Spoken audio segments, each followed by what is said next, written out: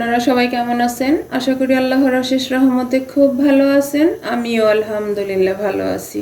তো আজকের এই শীতের মৌসুমের একটা ফেমাস রেসিপি, সেটা হলো আলুর খিচুড়ি। কে কে খাইছেন জানি না, অনেক টেস্টি হয়। তো এই আলুর খিচুড়ি বানানোর জন্য প্রথমে আমি এখানে নিয়ে নিছি মোটা চাল, সেটা আছে 250 গ্রাম, মসুর ডাল আছে 150 গ্রাম, বুটের ডাল আছে 150 গ্রাম।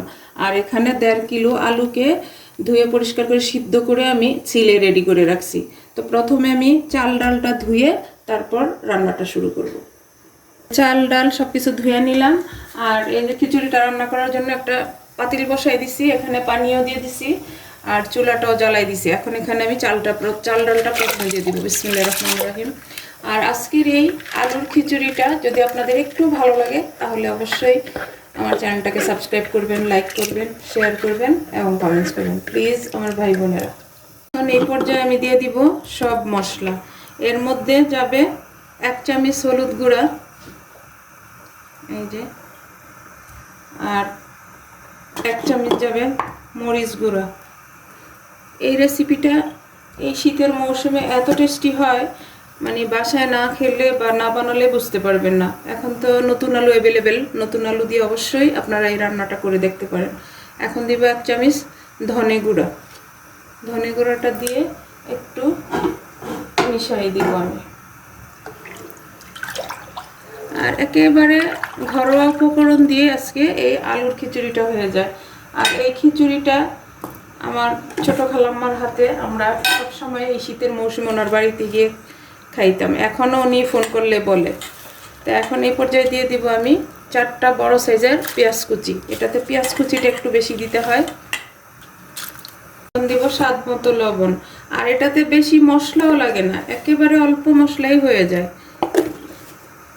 এখন ঢাকনা দিয়ে এটা বলক আসা পর্যন্ত আমি অপেক্ষা করব। এই যে বলক চলে আসছে, মাশাআল্লাহ মাশাআল্লাহ, সুন্দর একটা সেন্টও বের হয়ে আসছে, দেখেন। এখন এই পর্যায়ে আমি আলুগুলা দিব। তো এর জন্য এই যে আলুগুলা এইভাবে একটু ভেঙে নিব, আধা ভাঙা। এখন আলুগুলা আমি এই খিচুড়ির মধ্যে দিয়ে দিব।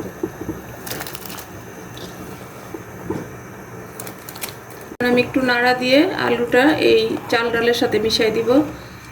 তো যারা না খাইছেন প্লিজ আবারও বলি, এই শীতের মৌসুমে নতুন আলু দিয়ে আজকের রেসিপিটা ফলো করে একবার বাসায় বানায় দেখেন, এটার ফ্রেন্ড হয়ে যাবেন।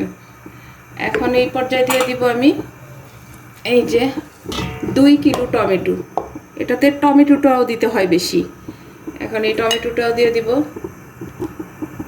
এই যে দিয়ে দিলাম। এখন ঢাকনাটা দিয়ে আমি মিডিয়াম আছে 15 থেকে 20 মিনিট এটাকে রান্না করব। এই যে 20 মিনিট পরে আসলাম, মাশাআল্লাহ মাশাআল্লাহ, এত সুন্দর ফ্লেভার আসতেছে, পুরা বাসা মৌ মৌ করতেছে, দেখেন মাশাআল্লাহ, লুকটা দেখেন। আজকে আমাদের এখানে ওয়েদারটাও মেঘলা মেঘলা, তো আজকে এই খিচুড়ি তো জাস্ট জমে যাবে, তাই না? তো এখন এই পর্যায়ে দিয়ে দিব আমি 4টা তেজপাতা। আর আমি কিন্তু অফ ক্যামেরায় নেড়ে নেড়ে দিছি, কারণ নাড়া দিলে কিন্তু পাতিলের তলায় লেগে যাওয়ার সম্ভাবনা থাকে। এই যে এখন দিয়ে দিব 10 থেকে 15টা কাঁচামরিচ। কাঁচামরিচটা একটা সুন্দর ফ্লেভার যোগ করবে এর মধ্যে, মাশাআল্লাহ। এখন এই খিচুড়িটাকে আমি আরেকটা চুলায় ট্রান্সফার করে এখানে আমি বাগারটা রেডি করে নিব। এই যে বাগারের জন্য একটা ফ্রাই প্যান বসাই দিছি। এখন দিয়ে দিব চামচ ঘি। এর মধ্যে দিয়ে দিব আমি বড় সাইজের 2টা পেঁয়াজ দিয়ে পেঁয়াজটাকে ব্রাউন করে ভাজবো। প্রথমে পেঁয়াজটাকে ব্রাউন করে ভেজে নিলাম। এখন বাগারটা দিয়ে দিব, এই যে বাগারটা দিয়ে দিব। আবার মিশাই দিব। মাশাআল্লাহ মাশাআল্লাহ, এত সুন্দর ফ্লেভার আসতেছে ঘি আর এই পেঁয়াজ বেরেস্তাটার।